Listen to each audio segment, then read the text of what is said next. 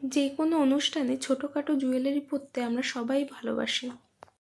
আর সেই জুয়েলারি যদি হয় নিজের হাতে তৈরি করা, তাহলে অকেশনের আনন্দ যেন দ্বিগুণ হয়ে যায়।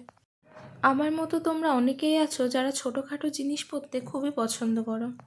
এটা আমার শাড়িরই ব্লাউজের পিছের টুকরো। আমার শাড়িটা যেহেতু একটু গ্রিন আর ব্ল্যাকের মধ্যে, তাই আমি এই গ্রিন হাতিটাকেই চুজ করেছি। এই গ্রিন হাতিটা দিয়েই আমি একটা ছোট্ট চোকার বানাবো। তোমরাও কিন্তু তোমাদের বিভিন্ন অকেশনে আমার মতো ছোটোখাটো চোকার তৈরি করে পরতে পারো। ভিডিওতে আমি যেমনভাবে দেখালাম সেরকমভাবে তোমরা তোমাদের পছন্দ মতো কার্ডবোর্ড কেটে নিয়ে শাড়ির সঙ্গে ম্যাচিং করা কাপড় দিয়ে তৈরি করতে পারো জুয়েলারি। আমি এখানে যে আঠাটা ব্যবহার করেছি এটা কিন্তু ফেভিকলের ফেব্রিক গ্লু। অন্যান্য আঠা কাপড়ের উপর পরলে যেমনটা দাগ হয়ে যায়, এটা কিন্তু সেরকম হয় না, এটা শুকিয়ে গেলে মিলিয়ে যায়। আমি এখানে ব্ল্যাক কালারের পমপম ব্যবহার করেছি, তোমরা চাইলে নাও করতে পারো। এই টার্সেলটা আমি আগে থেকেই তৈরি করে রেখেছিলাম, আমি অন্য একটা ভিডিওতে দেখাবো কিভাবে টার্সেল তৈরি করবে।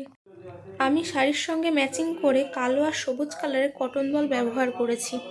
এই কটন বলটা তোমরা চাইলে ডলি সুতো দিয়ে তৈরিও করতে পারো, আবার রেডিমেড কিনতেও পারো। যেহেতু আমি এটা একটু সিম্পলের মধ্যে রাখতে চেয়েছিলাম, তাই জন্য আমি একটা করেই কড়ি ব্যবহার করেছি। তোমরা চাইলে বেশি করতেই পারো। এখানে আমি চোকারের মতো দুটো ইয়াররিংসও বানিয়ে নিয়েছি।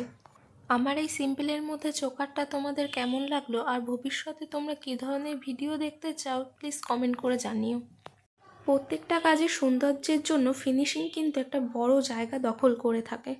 ফিনিশিং দেওয়ার জন্য আমি গোল করে কাপড় কেটে চোকারের পিছনে আটকে দিয়েছি।